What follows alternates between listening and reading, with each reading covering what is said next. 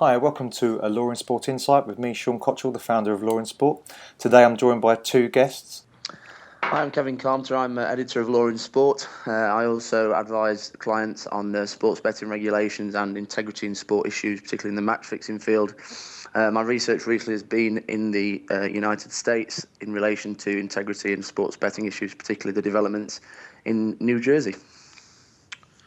Yeah, and my name is John Wolohan. I'm a sports law professor here at Syracuse University in the David B. Falk School of Sports Management. And I'm going to be talking about New Jersey's challenge to the Professional and Amateur Sports Act. So to start off, John, I wondered if you could just give us a brief overview of the background of how all of this sort of came about. All right. Well, let me start back in '92 when the Professional and Amateur Sports Act was passed. A lot of the sports leagues in the United States, both professional and the college, the NCAA, were growing concerned that states were worried about funding. They were trying to generate revenue and they were trying to look at sources of revenue. And they looked at betting on sports and what was happening in Vegas as an opportunity. So Delaware, Oregon, Montana kind of began offering lottery type betting that dealt with sports where you'd get a ticket of games and you'd have to pick 3 or 4 of the games, and if you got all 4 of them, you won. If you got 3 out of 4, you lost.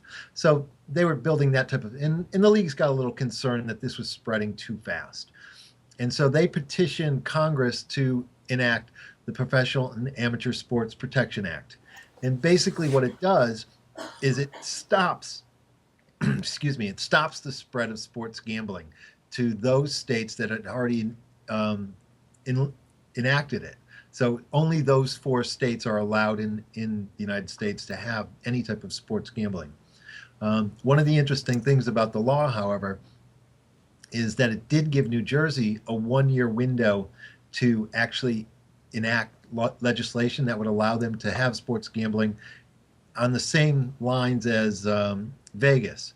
So they could have gone bigger and better than the other 3, but they didn't. They decided not to at the time. And I bet they're regretting that right now. They're kind of regretting it now. Yeah. Well, objection. Once again, now kind of flash forward to where we are today. New Jersey, like most states in the country and other countries around the world, are looking at trying to find extra revenue for public services. Everybody's in financial crunch. So how does New Jersey raise revenue without raising taxes? And one of the things they latched onto was sports gambling. And they project that they could raise over $30 million annually just by having legalized sports gambling in New Jersey. And it would be isolated to Atlantic City and the racetracks. And how were they suggesting that money would be fed back into into sport? Well, it wouldn't go back into sport at all. It goes straight back to the state coffers, and the state would use it for education, road development, maintenance, and those types of things. So it's being taken directly out of sport and put into the state's pockets for whatever the state wanted to do. And does this found the sort of the main opposition argument against this? No. I don't think the leagues care about where the money goes. I think their fear is that, once again, the integrity of the sport. You guys know, right, with the challenges that are going on with international soccer or football, and all the gambling, match fixing. And so the leagues here are saying, wait a second, we don't want that. Okay? The more gambling that we allow, the more likely it is that there's going to be match fixing. And so if we can restrict how much legal gambling is allowed in the states, maybe we don't have to worry about that. And so Kevin, from a European point of view, how do you view what's going on over there? Well, my view ever since I started looking into this area was that the argument of integrity by the leagues is somewhat counterintuitive. But by the introduction of PASPA back in 1992, it seemed to me that what they were essentially saying is we acknowledge that sports betting happens, and it happens on a grand scale on the black market. And therefore what we're going to do is essentially ignore it and pretend it doesn't happen. and that is in complete contrast to what happens in the within Great Britain and in other jurisdictions around Europe. And the argument that legalising an activity will make it a greater threat to the integrity of sport does seem a little strange to a European gambling lawyer, really. Yeah. Well, to support some of Kevin's arguments there, illegal gambling in the United States generates in this, I think I'm not sure if it's just sports or all legal gamble, it's $380 billion. That's how much is generated. Yeah. As far as legal gambling, it's only $3.8 billion. So we're talking a very small portion of what's legal. So one of the arguments would be if we legalized it, we could control it more. And I think that's kind of what Kevin was saying, yeah. And thus far, things seem to be working in favour of the opposition to this. And because there's an influence at a federal level, isn't there? There's an issue of state level and federal law here. Right. Well, what happened in February? The district court, the federal district court, came down because New Jersey said a couple of things. First, they said that the professional leagues and the NCAA didn't have standing to actually challenge the law, and the courts found that they did, that they could actually suffer an injury if there was gambling allowed, and so they allowed them to bring the lawsuit. At which time, New Jersey challenged the league's claim, on 4 grounds. One being the Commerce Clause, which is part of the Constitution. The second one being the 10th Amendment, which is kind of separation of powers in the Constitution. And then we have a due process and equal protection claim at the end. So those are the 4 claims. The 2 that are kind of interesting is the separation of power, the 10th Amendment. Because once again, here in the United States, we do have this separation between federal and state powers. And if it's not specifically delegated to the federal government, it's supposed to be left to the states to regulate. Yeah. And obviously, gambling wasn't part of the powers that we delegated to the federal government. And so this what New Jersey is saying is that since that's the case, the federal government has no right to regulate what New Jersey does within its own borders. And where do you sort of see this ending? Because there's a few avenues, isn't there, open at the moment. Yeah. So where do you see this going? Well, in the near future, say in the next 6 months, because the argument is that other states are effectively, to simplify it, the other states are allowed to accept. Well, the 4 other states are allowed to accept gambling. Right. New Jersey is saying that this isn't fair. Why can they do it when we can't? Well, and that's the equal protection claim, Yeah. the 14th Amendment claim that they're arguing. What makes them so special? And once again, there's the law there that they already had the laws, and it wouldn't be the first case where we've grandfathered somebody in like that. Where do I see this going? It's going to go to the Supreme Court. Yeah, I mean, it's going to be appealed to the Third Circuit Court. New Jersey said they're going to fight it. So they'll appeal it to the Third Circuit, maybe on an expedited appeal. And within the next year or 2, it'll be at the Supreme Court. And Kevin, from your perspective, what other effects do you think this may happen in terms of the wider discussion about sports betting in the States? Yeah, well, I think there's some interesting sort of other points to make about what John's just said. I think you're dealing with an interesting personality in Governor Christie in New Jersey, who is very adamant, and he's very much he's very proactive and very shouts very loudly from the rooftops when he has a passion, and this has been his passion as governor, and he's also been making moves on the online gambling side within the state. So I think he's very much of the opinion this is going to go to the Supreme Court, and he seems relatively confident that because they have the power to strike down legislation the judges don't have, for example, in the United Kingdom. In terms of the wider debate, it's true that other states also have legislation going through the state legislature ready to go should PASPA be either repealed or struck down, or New Jersey just wins the case on the points of law that John's discussed. So California being one of those. And I think in terms of integrity more generally, I mean, there are other arguments that are also brought up. One of which, for example, that I've heard quite regularly is that, well, players in the NFL earn too much money, for example, for them ever to be really tempted to engage in any sort of gambling fraud for the sport or gambling corruption. And I think if you look at other integrity issues that have happened in American sport recently, for example, Bountygate with the New Orleans Saints, you're looking at players who are willing to affect the integrity of their sport for as little as $1,000. And there you have to go into the psyche of why people actually do take part in such conduct. But I guess you could argue there was a different motive behind Bountygate. Yeah, I think that's certainly true. But I think it does point to the fact that the players are not motivated solely by money. And it's sometimes the thrill of the conduct that takes place. So John, what would you say to that in terms of the... Well, I mean, I guess I'm not so worried about the professional sports. Athletes today, I mean, in Major League Baseball, the minimum salary is $480,000. And so if you came to me and said, I want you to throw a baseball game or I want you to lose tonight, how much would you have to pay me to throw that game? Because I know if I got caught, I'm banned from the sport. I'm never going to collect another check. And so, that's baseball. If we're looking at a sport where somebody can actually have an influence, Tom Brady to throw the Super Bowl, how much do I have to pay Tom Brady? I can't afford that. Yeah. But what I can afford is I can go to the colleges and I can get those kids to throw games, because student athletes who are regulated by the NCAA, they don't receive a paycheck. Okay, so here at Syracuse University, we play basketball in front of 35,000 people. My school is going to go play in the NCAA tournament on Thursday night in San Jose.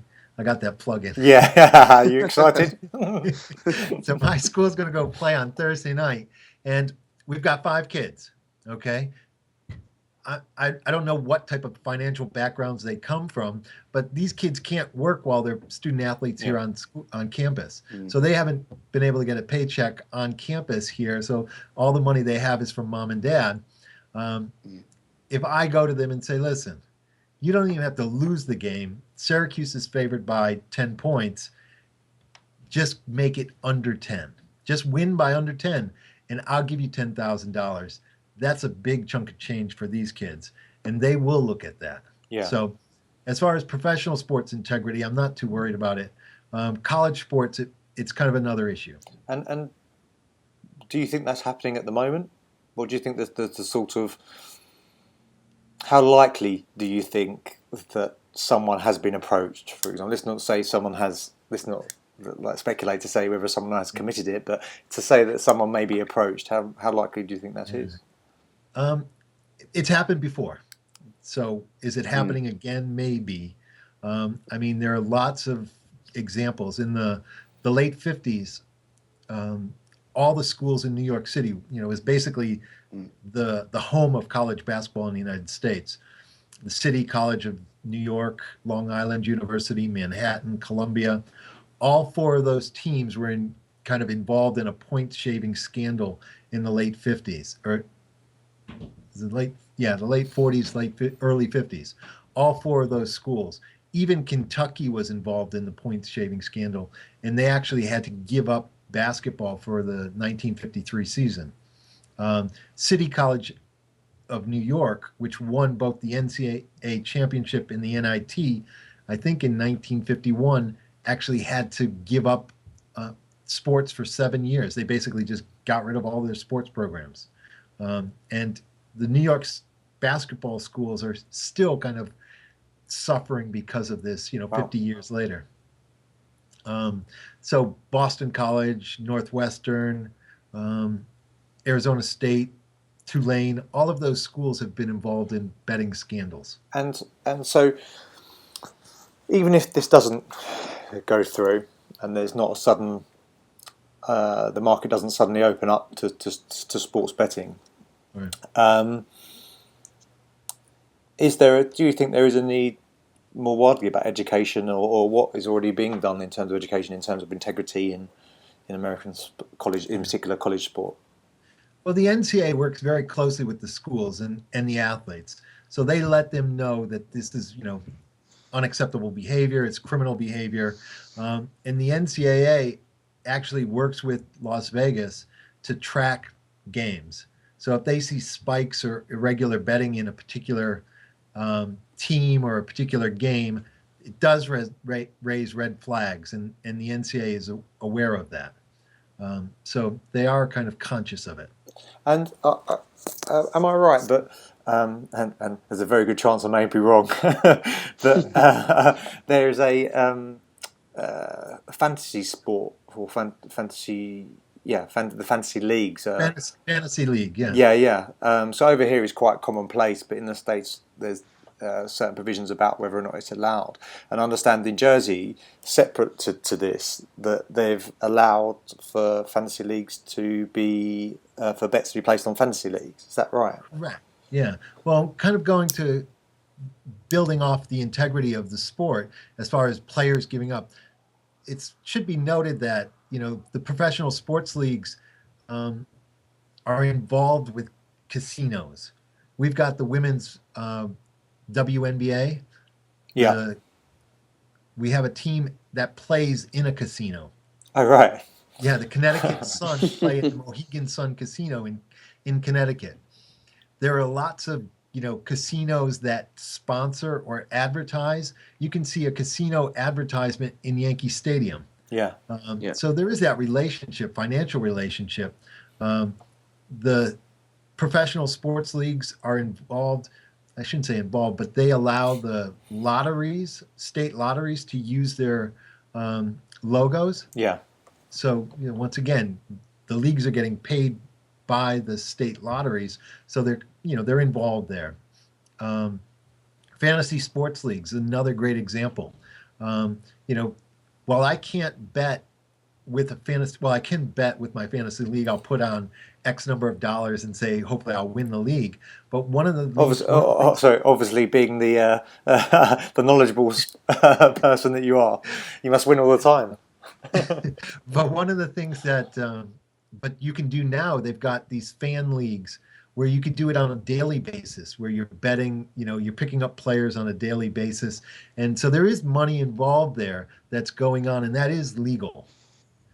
So you can do that. And once again, the NFL is announcing now that we're going to have 2 games in London, right? Yeah. So all bets are on. Yeah. So we don't want it to happen in New Jersey, but we don't really care what happens. If the British are, degenerate gamblers, that's okay. Well, it's going to be interesting to see how this pans out, because we know that, Kevin, there's obviously very well that there's obviously the UK based and some of the other gambling companies are watching with keen interest. Almost licking their lips. I should imagine that the American market's going to open up. Where do you see this going? Well, I think in terms of the sort of British, some of them have already sort of operating in Nevada now, in Las Vegas. But I think when you speak to operators over here, there's still such a plethora of legislation on the books in relation not just to sports gambling but online gambling as well, that makes it very difficult to advise what they can and can't do, and so they prefer to stay out for the time being. I think talking about the ever sort of expansion of professional American sports outside of the boundaries of the United States is an interesting issue, because of course the NBA have just announced a whole new raft of international fixtures, including more regular season games in the United Kingdom. Yeah. And it's a difficult position again on the integrity side to sort of say, well, I could go to one of the Wembley games, and although they shut the kiosk inside the stadium during NFL games, I could walk 10 minutes down the road in Wembley and go to a bookmaker's there and bet legally on that game. Yeah, or bet on your mobile. Yeah, or bet my mobile. Yeah, and that's a very strange situation to be in, and to maintain that position. I also think, having done a little bit of research into teams that. So owners who have professional teams in the United States and have them in the UK, for example, Manchester United, Arsenal, and you look at those teams and they all have sort of legitimate betting relationships, and it's very, very commercially driven. They have their own sort of branded websites for gambling, and so it's difficult to see why those particular owners think it's okay to have those relationships in the UK for their professional teams, and it won't impact on their integrity. But the league so strongly believe and stand by the fact that it will in the United States. Yeah, it's interesting because, as John alluded to, in the NCAA are working in Las Vegas because, and this is a discussion that we have, and we have in a long time in Europe, is that the legal betting market is never doesn't seem to really be the issue because they have such sophisticated tracking mechanisms in place and monitoring processes and it's not within their interest for matches to be fixed or spot fixing to occur, that they actually spend a vast sum of money in trying to fight it. And if anything, it's the illegal markets that are having that undue influence. And it seems like we've got this conflict just within America, and it's almost symptomatic of what it is like globally, where there's certain places where they ignore the illegal betting market as if it doesn't happen, and in others they acknowledge it and embrace it. It's an interesting situation. It's going to be fascinating to watch it pan out. Yeah. Well, two other things of kind of note. One is that here in the United States, it's not just sports gambling that seems to be driving the gambling bus. I mean, a lot of states are now trying to offer legal gambling casinos. So Massachusetts, New York, they're talking about opening up casinos. And once again, I think as more and more states offer legal gambling, and nobody's saying they can't do that. Yeah. They just can't do the sports gambling. They want to open up Vegas-style casinos in New York City. That's okay. You just don't allow them to bet on sports. So that's kind of one of the things that's going to be of note. And then the other one that I wanted to mention, and I'm drawing a blank on it now. I'll have to come back to it, I guess. well, that could be a topic for another day. But well, thank you both for joining us and joining on this and giving your thoughts. Fascinating discussion. It's going to be great to see how this pans out. John, I know that you're prolific in your writing, so I'm sure that we're going to be, and Kevin as a you, so I'm sure that we're going to be watching this pan out both in the written format and online. To finish off with, John, March Madness, you said that.